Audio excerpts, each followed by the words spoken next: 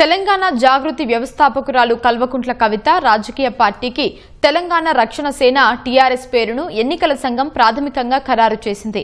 ఈ మేరకు బంజారాహిల్స్లోని కవిత నివాసంలో ఎన్నికల అధికారులు లేఖ అందజేశారు. తెలంగాణ రక్షణ సేన పేరుపై 2 జాతీయ 2 స్థానిక పత్రికల్లో ప్రకటన ఇవ్వాలని ఈసీ ఆదేశించింది. తెలంగాణ రక్షణ సేన పార్టీ పేరుపై అభ్యంతరాలను ఈసీకి తెలపాలని ప్రకటనలో పొందుపరచాలని సూచించింది. 30 రోజుల్లోపు అభ్యంతరాలను ఈసీకి తెలపాలనే విధంగా ప్రకటన ఇవ్వాలని నిర్దేశించింది. పార్టీ పేరుపై వచ్చిన అభ్యంతరాల పరిశీలన తర్వాత తెలంగాణ రక్షణ సేన పేరు ఖరారు చేస్తామని ఈసీ లేఖలో స్పష్టం చేసింది. ఈ నెల 25న మేడ్చల్లోని అద్వయ కన్వెన్షన్లో కవిత తమ పార్టీ పేరును టీఆర్ఎస్ గా ప్రకటించారు.